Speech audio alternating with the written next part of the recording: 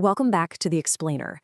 Today we are diving straight into a brilliantly crafted, highly dramatic confrontation from the classic one-act play, Characters.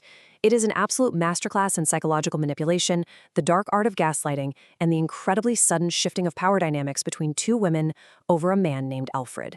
We're going to break down this intense showdown, look at some seriously compelling evidence of an affair, explore a totally brazen psychological theory about marriage, and finally uncover a twist that will literally make you rethink every single word you just heard. Let's get right into it.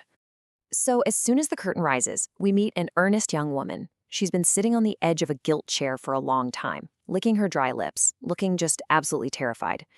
The famous actress finally waltzes into the room and asks what she can do for her. The young woman gulps, throws out her arms in this huge, beseeching gesture, and shouts, "Give me back my husband."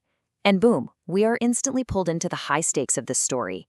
There is no polite small talk happening here. It's just an immediate, desperate accusation.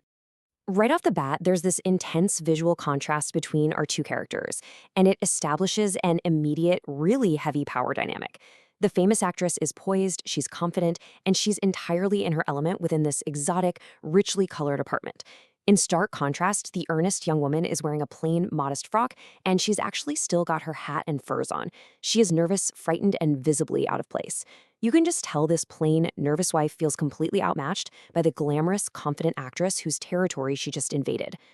Now, the tension in their dialogue spikes almost immediately.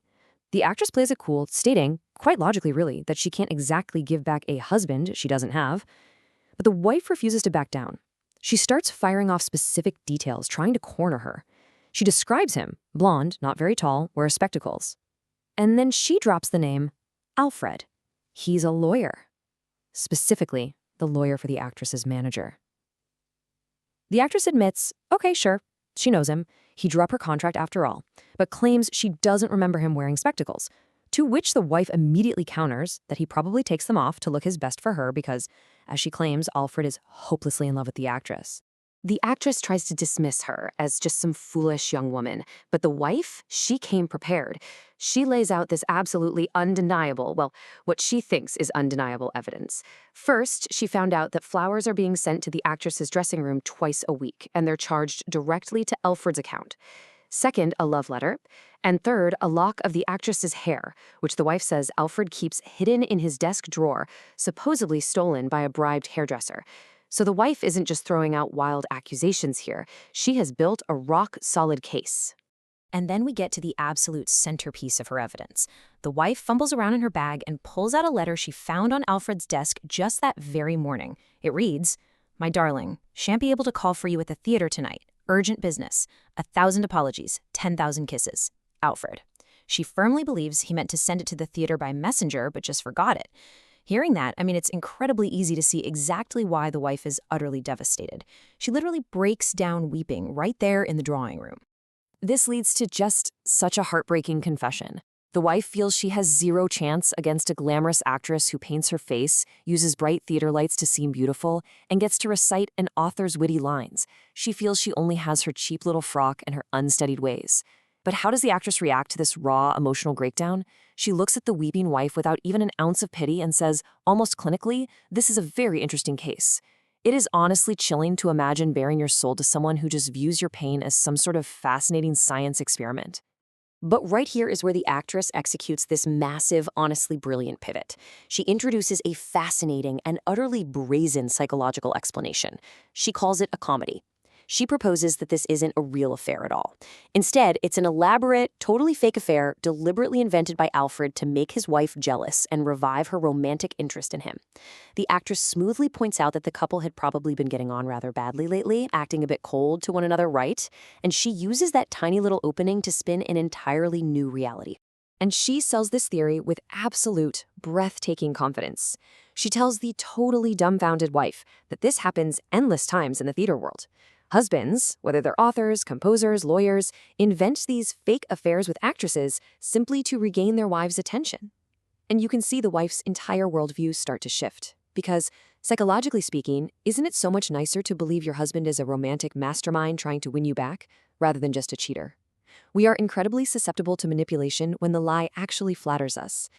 Then, the actress systematically tears down every single piece of the wife's proof, completely gaslighting her. The letter? Oh, Alfred, being a cunning lawyer, deliberately left it on his desk for her to find. The flowers? He orders them by phone just to leave a paper trail, but then cancels them at the office. The actress claims she never even received a single bloom. The hair? They just pretend to bribe the hairdresser. Suddenly, everything the wife thought was rock-solid proof of betrayal is masterfully reframed as proof of desperate, enduring love. And you guys, the manipulation works perfectly. The wife is completely won over, she feels like a total fool, but she is flushed with happiness to discover that her little blonde man with spectacles loves her after all. The actress even has the nerve to give her some parting advice. Do not let him fool you a second time with these tricks. The ecstatic wife promises she won't be taken in again. She impetuously kisses the actress's cheek, wetting it with her tears of gratitude, and rushes out the door. A joyous, tearful reconciliation. But let's pause here for a second. Was the husband really just playing a trick? Let's critically analyze what we just witnessed. The actress's explanation perfectly explained away every single piece of evidence. It flattered the wife, made the husband look like a devoted romantic, and highly conveniently absolved the actress of any guilt whatsoever. It tied everything up in a neat little bow. Maybe just a little bit too perfectly? Because in drama, you should never, ever take things at face value. The door closes, the wife is gone. There is this long, heavy pause. And then, the famous actress walks over to the door of her private bedroom and calls out, "All right, Alfred, you can come in now. She is gone." Boom. Alfred wasn't just some distant lawyer playing a theoretical trick. He was hiding in the actress's bedroom the entire time his wife was weeping in the drawing room. This jaw-dropping twist brings up a deeply provocative question. Who was actually the one putting on a performance? The wife claimed she couldn't compete with the actress's theatrical skills, and she was entirely right. The actress used her incredible powers of persuasion and improvisation to completely gaslight the wife, feeding her exactly what she wanted to hear, all while the husband in question was quite literally hiding in the next room. It's a stunning display of manipulation that forces you to rethink every single word spoken in this scene. Thank you so much for joining me for this explainer, and remember, keep questioning what you see on the stage.